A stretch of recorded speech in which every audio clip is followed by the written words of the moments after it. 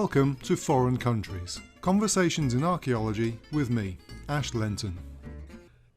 If you're enjoying Foreign Countries and you want to hear more episodes, please become a patron of the show for just $2 a month. Go to the website and click the patron button, foreigncountries.podbean.com. In this episode, we're talking about monuments in the landscape and the exertion of control over those landscapes. Later on, I'll be talking to Dr. Michelle Comer about ring forts on the west coast of Ireland. But I'm joined now by Dr. Andy Seaman of Canterbury Christchurch University. Together with Leo SUCHARYNA Thomas, he has published a paper in the European Journal of Archaeology on Hillforts and Power in the British post-Roman West, using GIS analysis of the Dinas Powys hill fort. So welcome, Andy. How much do we know about early medieval hill forts in Wales or Western Britain, and what kind of questions have you been asking? Well, Western Britain, early medieval Western Britain, is a really fascinating but difficult period to study. Historical records are very few and far between, and we have very few archaeological sites. So it is pretty much a big kind of gap in our knowledge, and to a certain degree we can describe the early medieval period in Western Britain as a dark age. We just don't know very much about it. The few bits of evidence we have some cemeteries, we have Latin inscribed memorial stones, but our main site type, the one site type we can confidently attribute to the period, are hill forts. Now, these can be new constructions built in the 5th, 6th, 7th centuries, or they can be reoccupied Iron Age hill forts. And we know a fair amount about these sites, where they've been excavated, they've got high status material culture, including imported pottery and glass, and evidence of metalworking. And they're interpreted as high status power centres of the 5th, 6th, 7th centuries. The centres of local aristocracy, perhaps all the way up to petty kings. And we've known about these sites since the sort of mid-20th century. And the key type site really is Dinas Powys, a small multi-valet hill fort in the eastern Vale of Glamorgan. But what we don't know about is the landscape context of these sites. We think we know when they're occupied, and we think we know something about their status and their function, but we know very little about how they sat within the landscape, what their relationship was to contemporary settlement patterns, what their relationship was to people moving through the landscape.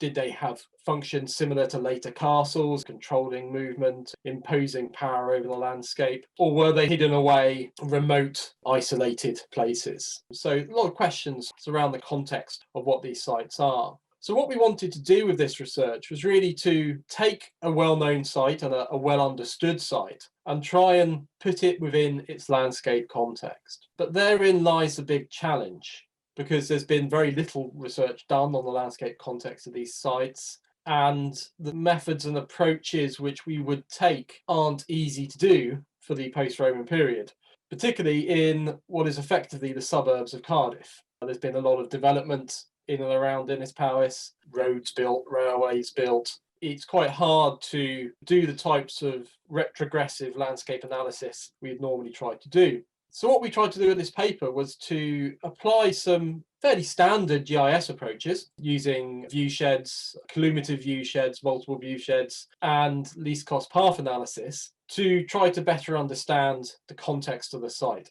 But the challenge really was deriving a data set which we could apply those techniques to. And that meant regressing the landscape to a point where we could be confident the interpretations that we were drawing from the GIS were appropriate. When we initially used the existing data sets, the modern topographic data, and ran least cost paths across it, everything went straight down the motorways or down the railways or these natural cuttings. Well, yeah, I could see what problems there would be in a very sort of built-up and urban area. So how did you address that problem? What did you do? Well, there's two aspects to the methodology, really. The first was deriving a topographic data set which could be used as the basis for viewshed analysis and least cost path analysis. So effectively, we needed to derive a digital terrain model which is appropriate for use for a post-Roman site. Our starting point was the high-resolution modern LiDAR data at 2-meter resolution. And the next step then was to regress that to a point where it would be appropriate to use it to model the post-Roman landscape. Using modern historic ordnance survey maps, stripping out layer by layer later interventions. So modern roads, railway cuttings, quarries, and patching them across. There's some level of abstraction there. You can tell by the sort of looking at historic maps that we've not lost any major topography. We then had to readjust coastlines, river courses, reintroduce some elements of the historic landscape that we know about, such as areas of bog and marsh. We then had to decide what the impediments to movement would be across this surface. So after we derived a kind of useful DTM, had to decide which of the rivers were impassable or where they were passable, where the river crossings were and fording points. And to do this, we used place names, historic place names. With the very minor rivers, well, we decided the point they were passable was where footpaths no longer deviated from their course to cross them. So it was really coming up with a set of criteria to give us a sensible impression of this landscape at this time. We then tried to introduce some environmental factors as well. So we did some historic landscape characterization, identifying areas which were bog and marsh, identifying areas which are likely to have been wooded, which we did sort of modelling densities of woodland in the post-medieval period where they're recorded in historic maps, and use that to create an algorithm to help us model movement or ease of movement across the landscape. So really it was combining that topographic data, crossing points and rivers and fording points, and that sort of landscape data as well into a single layer which we could use as a cost surface to run these least cost paths across. Now the next big challenge after we'd derived that surface was, where do we run our least cost paths to and from? We very much wanted Dinas Powys, the main site, to be passive within that network. What we really wanted to do was to explore how the site was situated against patterns of movement within its immediate landscape. So how were people moving through the landscape in which Dinas Powys is situated? And does the site, how is it related to those kind of routeways? That may tell us something about its role and its function within the landscape. And what do you mean by that? So we took an approach whereby we identified entry points to the study area and we identified exit points to the study area. And our entry points were historic landing places. The coast of South Wales in this area is not overly accessible. There are about half a dozen points where boats could land safely and get into the mainland from the sea. Those were our entry points to the study area, to the south at least. Our exit points to the north were major overland routeways, which we know to have been in existence at an early point in time. These are kind of highland tracks associated with early medieval memorial stones or early medieval cross-ridge dikes. And these are probably associated with transhumance and movement into the centre of Glamorgan and off into Brycheiniog. And then on the east and the west, our entry and exit nodes were defined as the major crossing points on rivers. So there's some big rivers there, the Ely and the Taff. It was the historic fording points. So we have this kind of study area which is bounded by exit and entry nodes. And then we got the GIS to run least cost paths between those, to model movement across this landscape. We connected each point to itself, forwards and backwards. We had some cleaning up to do then. There were some paths which are sort of redundant or nonsensical, and some which are kind of duplicated. But when we cleaned that data set up, what we had was a network of natural movement corridors through what we think is a fair approximation of the early medieval landscape. And then we could put our sites back into it. So we put Dinas Powys into it and looked at it in relation to these routeways. And then we could use the digital terrain model, which we used as the basis for the least cost path, to run a series of viewsheds from the site to the least cost paths, and from the least cost paths to the site, and also a total viewshed of the entire area to get some understanding of its visual prominence within the landscape. Okay, so now you've created this landscape model in a GIS. What kind of data do you get from it? What's the new evidence? It has been very difficult to understand the position of Dinas Powys within its landscape because the site's covered in modern woodland. So you can't see from the site and you can't see to the site. And it's been described as a hidden nest of pirates, and some people described it, myself included, as a power centre.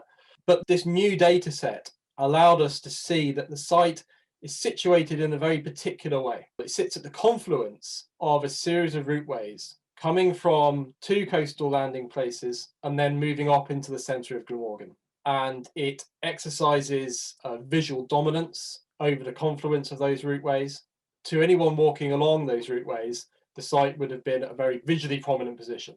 What's interesting is the site only really talks to this one corner of the study area, though. It exercises very tight control, Dinas Powys, over these routeways coming up from this southeastern corner of the Vale of Glamorgan. We've envisaged it operating as something of a gatekeeper site. Usually these sites are closer to the coast than Dinas Powys is. But when we looked at this topographical position, we were able to determine that it occupies the first defensible location from the coast. We think there's a balance happening here. Defense is important to its location, but oversight of routeways is also important to its location, and a kind of visually prominent setting is important. And we take from this that it's not a site that is hiding away, that is small and inconspicuous. I mean, the site is monumental. It has 4 sets of banks and ditches. It would have looked very impressive. And this would have been a very clear statement of power within its landscape. To anyone moving through that landscape, it would have been one of the most visible monuments within that landscape. And also, one of the other interesting things of the analysis is it suggested that Dinas Powys was not the site within the region. It wouldn't have been able to control, and we think we know something of the size of the polity which it sits within, and we're able to reconstruct it probably sits within a small sort of proto-kingdom of about 15 kilometres across. And it's been suggested that Dinas Powys may have been the centre of that polity. But it's quite clear from this research that it only really talks to a corner of the study area. But if we look at the network, our analysis as a whole, we can see some other sites that occupy similar positions to Dinas Powys, controlling routeways, visually prominent, close to the coast. That could suggest that we should think about those sites performing similar function and perhaps being contemporary and perhaps being part of the same network. And there's one called Llanfyllin, which is a small multi-valid promontory fort, which looks very, very similar to Dinas Powys. It's entirely unexcavated. I should say Dinas Powys is the best excavated post-Roman hill fort in Wales, so it's our best evidence base. But Llanfyllin looks very similar, occupies a very similar position, has a very similar relationship to the patterns of movement through the landscape, and a very similar structural and visual structuration as well. And another site being Caira, which is a little bit to the north of Dinas Powys. Now that has been excavated, or is being excavated, and there are hints that there may be some post-Roman occupation there. It's not fully published and not fully dated, but there could be post-Roman occupation on that site. And again, that site occupies a similar position to Dinas Powys. So what we think we've been able to do in this work is get a better understanding of the site, how it's situated within its landscape, how it operated as a centre of power, and how that power was articulated through control of the landscape.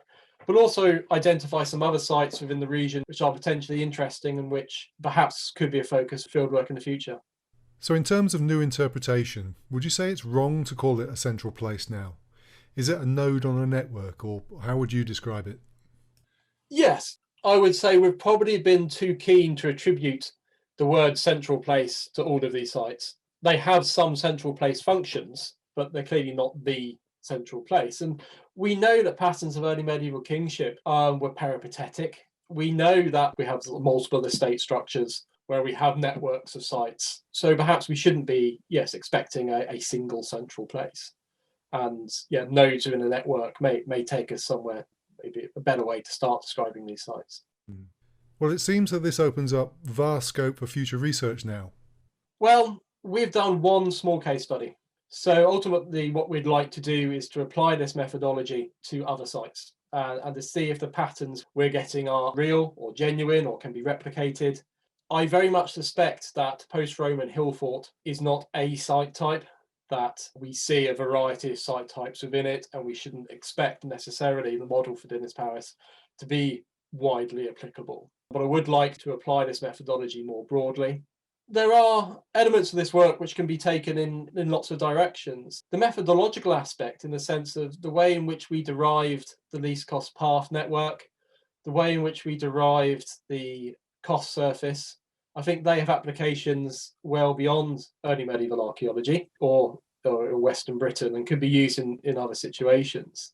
I think it's fair to say that these are off-the-shelf techniques, viewshed analysis and these cost paths, but sometimes there is a certain amount of black boxing in the way they're applied. And I think what we've been able to do is to give a more textured approach and the methodology which is perhaps more appropriate for landscapes which we know are dynamic and change over time.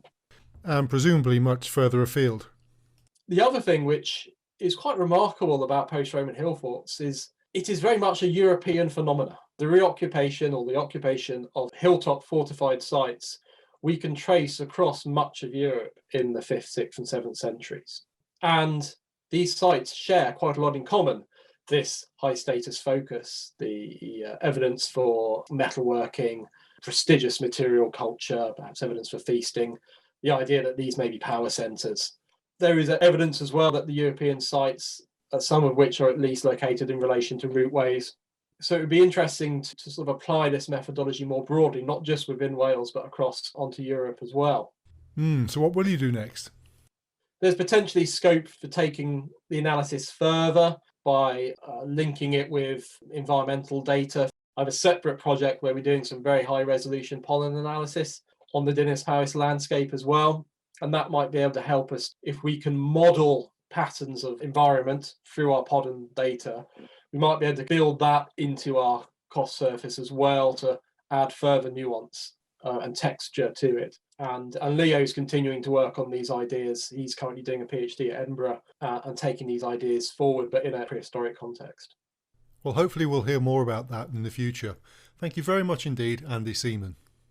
I'm joined now by Dr. Michelle Comer of the University of Ireland in Galway. We're going to talk about her recent paper in Medieval Archaeology on square ring forts and investigating ring fort types in Western Ireland. Michelle, you've spent many years studying Irish ring forts. What kind of questions have you been asking? I suppose I've been studying the Irish early medieval period and its most common settlement form, the ring fort, since I did my own PhD. And I started kind of a research project well over 10 years ago now, surveying ring fort landscapes, particularly in Western Ireland where they're best preserved. And during the course of that, lots of questions arose as to the relationship of different types of ring forts. They weren't all the same, and that became obvious pretty clearly. And there is a classic description of the Irish ring fort that everyone teaches in university or reads in textbooks.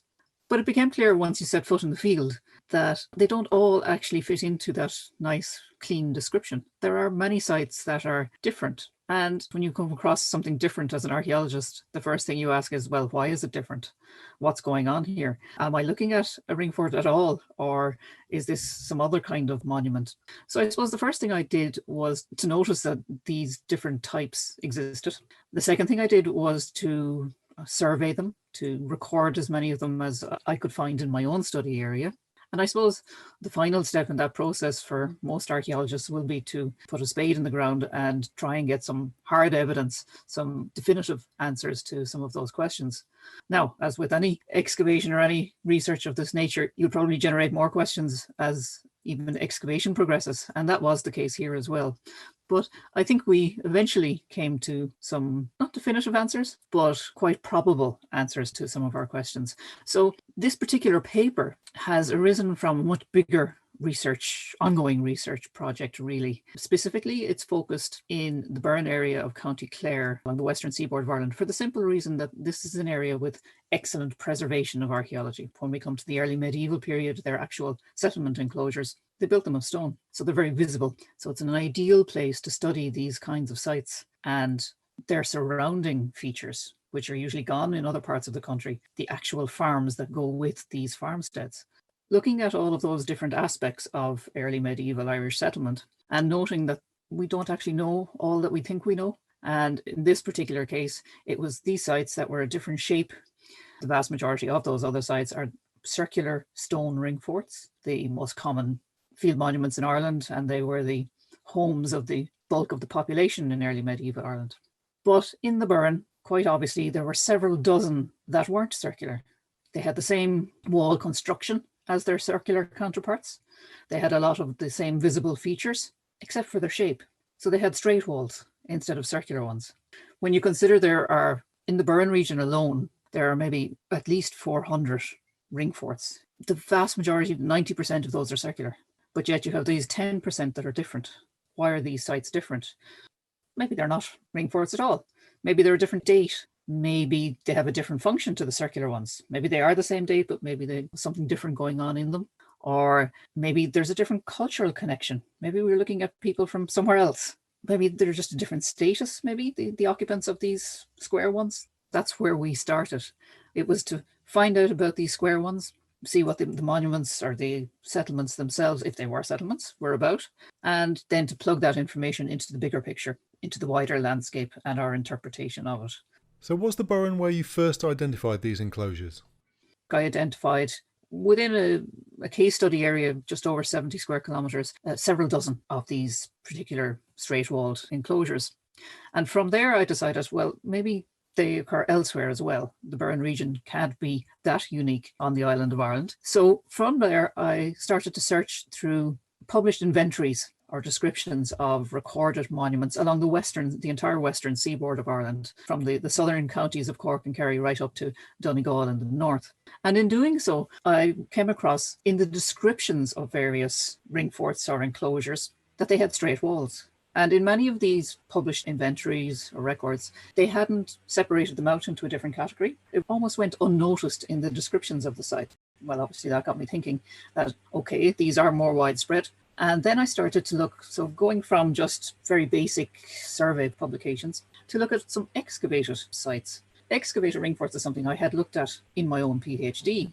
And I went back and revisited some of those published excavations and realized, yes, some of these sites have straight walls as well. And realized that there are hundreds of these straight-walled enclosures, even just in the published sites. I suppose I went from my own survey work to a broader desk-based survey of published information, and then brought it back in again to actually go and excavate one of these sites myself, bearing these questions in mind. And I suppose these are probably questions that previous excavators didn't have, so they didn't address them. They didn't take much notice of, oh, this wall is straight rather than circular. And I suppose from there, it's plugging my own results back into the previous information and seeing how they gel and what conclusions we can draw from that kind of mix of approaches. So how did the excavations go? The site we excavated was or is part of a landscape that we're currently still active in, and we're excavating some of the other features in that landscape around this particular straight-walled enclosure. The excavation of this particular example, I suppose it was dual purpose. It was to tell us something about the landscape in which it sits, as well as the monument type itself. So we excavated the site over the course of 3 summer seasons, from 2010 to 2012. What we uncovered there was really intriguing in its own way. In the interior of the enclosure, we discovered settlement evidence in the form of 3 dwelling structures, probably, but they were kind of clustered together in one part of the interior, leaving large parts of the interior open. That space seems to have been divided up using small little yard walls, if you want to call them that. So they seem to have been using the open space for something, but nothing structural related. We didn't find workshops, for example. The site itself is or does have these straight walls meeting in rounded corners. In terms of size, it's about 38 meters across. It has an entrance through the dry stone wall, and that entrance faces south. The wall itself, just under 3 meters in width. Its maximum height today, about 2 meters, just at one point, very ruined and tumbled. Now, I mention that because your typical circular stone enclosure in the Burren is only between 20 and 30 meters in diameter. It has an entrance somewhere along its eastern side. Its walls are about 2 meters thick, 2 meters high. So immediately, the morphology of the site is different. Not just the shape, but also the size, the orientation of its entrance, etc. Once we come inside, as I say, we have this rather odd layout. The structures are clustered together, and then there's lots of open space. In most circular ring forts that have been excavated, You tend to come through the entrance and have your main dwelling house somewhere in the middle of the site, maybe ancillary houses or dwelling spaces. You might have some workshops, animal pens, that kind of thing. So bearing that in mind, we still have all of our questions running around in our minds as to what has these different features. And of course, we also have the material culture that we recovered during excavation. And this is another point about the preservation of archaeology in the Burren. It's got a limestone geology with alkaline soils. So preservation of material culture is also quite good. So metals survive as well as bone. The only things that you won't generally find, of course, are organics. So all of this means that we have a fairly good picture of the economy of the users or occupants of the site. That material reflected a farming existence, an agricultural existence. These people were exploiting mostly dairy cows, but they also had pigs and sheep, some domestic fowl, the usual cats and dogs running around the enclosure. But they were also growing and processing cereals. So a mixed agricultural economy. There was some evidence of the hunting of red deer, the exploitation of both fish and shellfish from the shoreline, which is about 10 kilometers away. There was some evidence of contact with the outside world. They were importing things like copper and tin or bronze for some bronze working perhaps on site. And the personal possessions reflected a slightly above average status for the occupants. Not a huge amount of nice things, but more than your typical farmer. So here we had a site where the material culture recovered was not unlike that you might find in a circular ring fort. It suggested that these weren't a different people with a different cultural background. Their material culture is identical to all the rest that we'd have found in the circular ring forts. The structures, there was nothing really unusual about them apart from maybe their clustering in one part of the interior. But the big difference, of course, was still the shape of the site. And what about dating the site? We progressed obviously to obtaining radiocarbon dates for a lot of our phases of activity and features and so on. Any feature we found, there was bone in it. We had no shortage of samples. And our radiocarbon dates produced a use range of 7th to 9th century AD, the construction and primary use of the site. And indeed, it was gone out of use by the 10th century when there was dumping of rubbish which blocked up the entrance to the site. So that gives us a nice end for the use of the site. Contemporary with the vast majority of excavated circular sites. Most of those produce dates from, say, 600 to 900 for their use and construction. It turned out this straight wall site wasn't a different date. It didn't have a different cultural background, and its status of the occupants was nothing unusual. So that left us with one broad category of explanation, really, that being it had a different function. So with a lot of new evidence, are you starting to make new interpretations? Clearly, from the evidence, we could see, well, they're farmers, so is everybody else. What kind of function might have produced or left behind the evidence that we found? Clearly, they weren't specialist metal workers. They were doing a bit, but just subsistence stuff.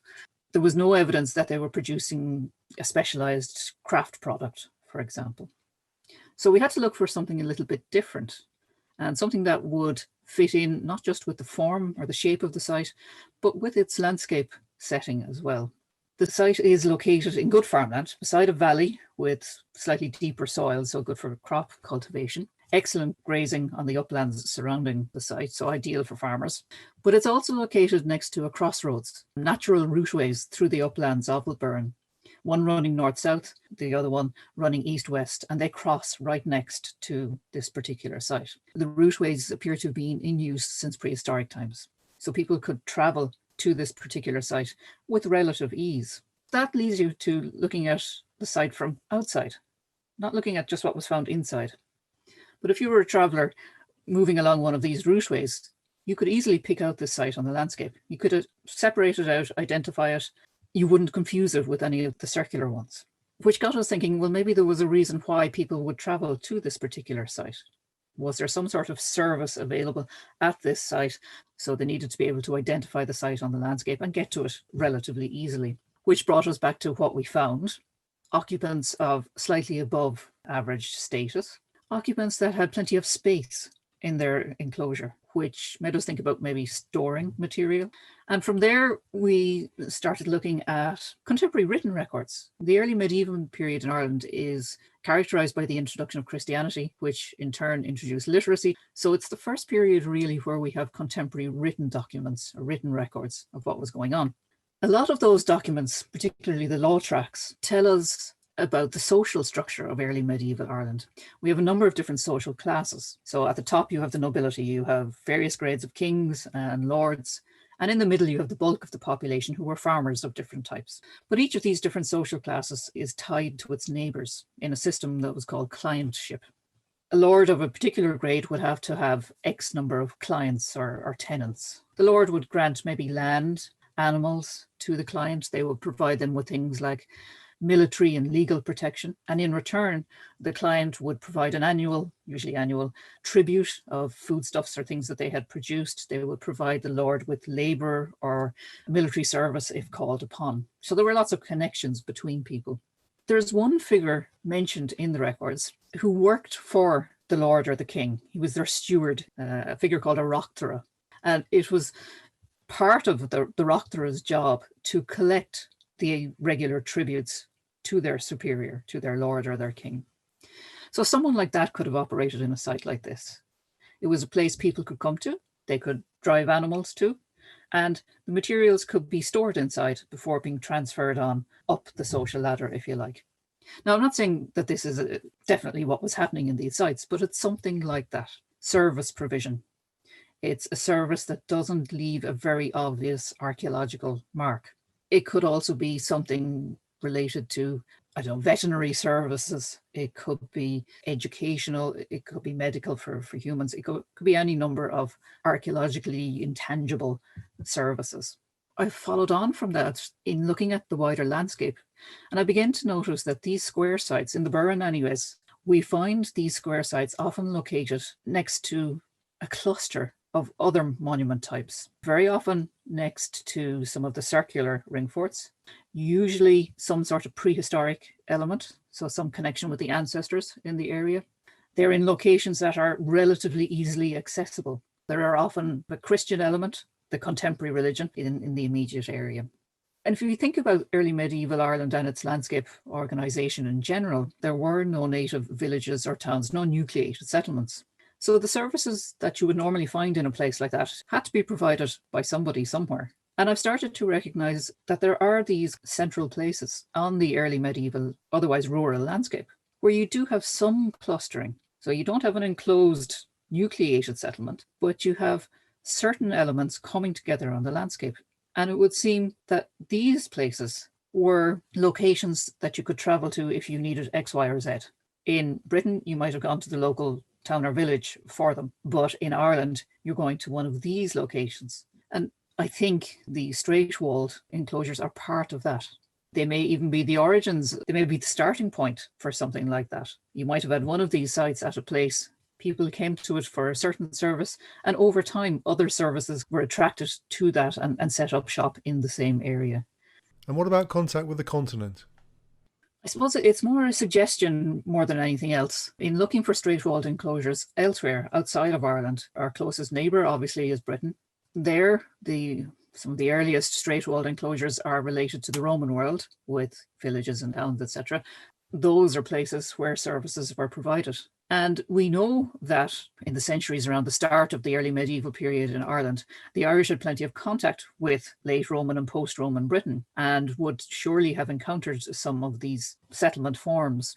There were even kind of Irish colonies in parts of Britain in the late Iron Age into the following centuries, particularly in Wales, in the southwest, and of course in Scotland.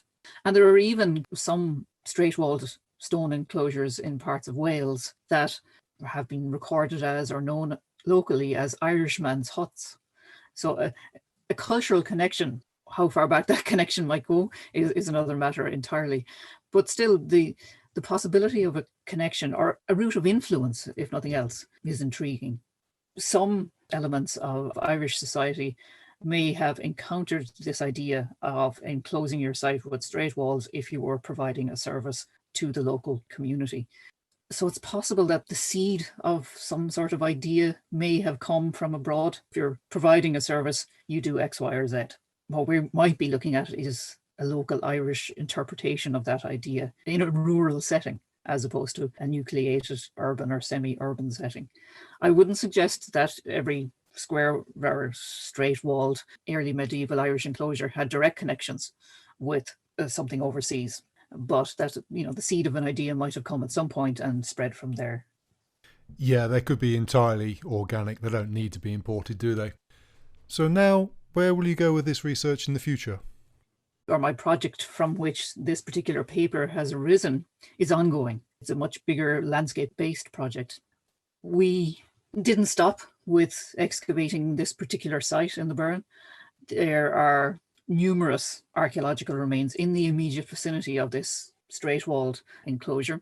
In the townland in which it is located, a townland called Caherconnell, Cahir being an Irish word for a stone-built ring fort. There are actually four of these stone enclosures, this straight-walled one being just one of those. We have just completed excavating the largest of them, and that is the site that is actually called Caherconnell. That particular site, it has been very rewarding. It has proven another major point about all of this, in that we don't know all that we assume we know about ring forts, because that site is also different. Yes, it's circular, but it is chronologically different. It was built towards the end of the traditionally accepted date range for ring forts, and it continued in use throughout the following medieval centuries, right up to the start of the 17th century, and is something quite new in ring fort studies in Ireland. So we continue to investigate the immediate landscape. We have excavated other sites, smaller little features in and around, to see how they all relate to each other. So in that sense, the results from this particular excavation and identification of similar sites elsewhere is very much part of a bigger landscape investigation. Once we finish the excavation phase, the idea or the hope is that the results from this particular cluster of activity, can be applied to others in the Burren region, and we've identified others through survey work, and that perhaps then we can extrapolate out from there to other parts of the island of Ireland that don't have the same levels of preservation that we are lucky enough to have. So I suppose the future for this particular site type is how it fits into the wider landscape, the early medieval landscape, that in many places is invisible. And from all of this, I think the most important point, the lesson that we don't always know what we think we know. So for decades, Irish ring forts, everyone thought, oh, we've excavated hundreds of them. We know what they were. We know what was happening. But you know what? We don't. So that's possibly the most important lesson to take, is that our study of even well-known monument types is constantly evolving. Thank you very much for joining me, Michelle Comer. And you can follow up on all these publications on the website. Please become a patron of the show for just $2 a month. Go to the website and click the patron button. foreigncountries.podbean.com. So that brings us to the end of this episode of Foreign Countries. Join me next time for another conversation.